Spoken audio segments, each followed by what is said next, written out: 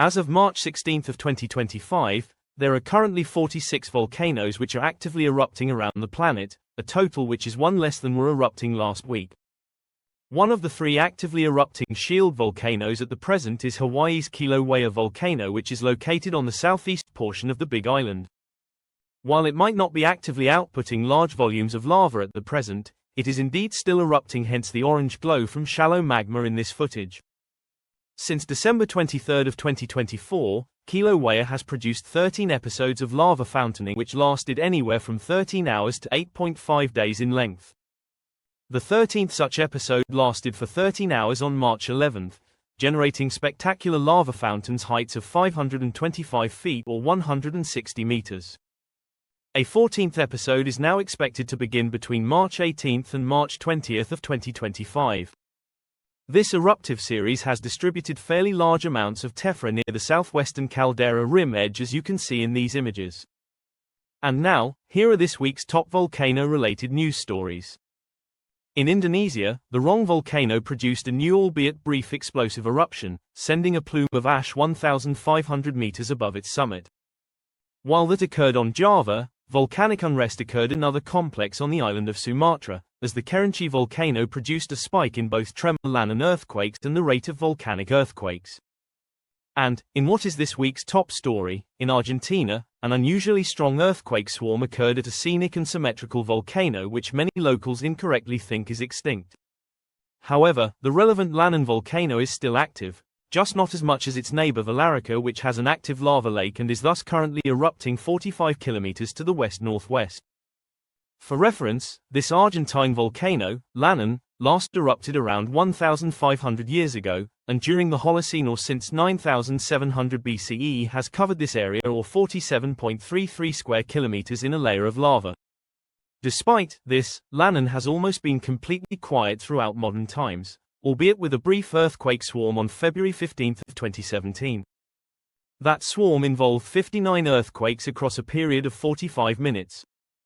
Well, on March 13 of 2025, another such brief but intense earthquake swarm was observed.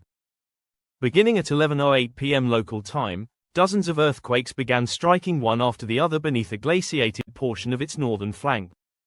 None of these earthquakes were larger than magnitude 2, meaning they were all micro-earthquakes, but across the next 5 hours a total of 62 earthquakes struck, although this did not occur alongside any other activity. Seismicity returned to normal levels after the fact, leaving us pondering what caused this swarm. I personally suspect the movement of hydrothermal fluids as the source rather than magma, but this is just pure speculation. Heading over to the island of Java, a somewhat unexpected eruption occurred at Mount Raung, whose Raung Erupts name translates to roaring mountain. The natural amphitheater shape of its summit caldera combined with the very loud strombolian and vulcanine eruptions it produces leads to this name.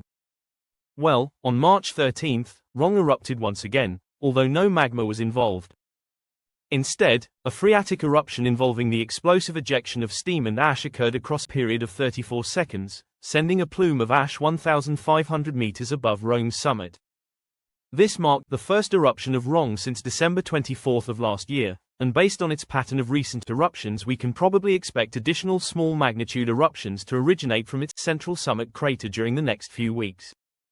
Meanwhile, on Sumatra, the tallest and one of Kerinci unrest, the most active volcanoes on the island, Mount Kerinci, seems to be undergoing an episode of unrest.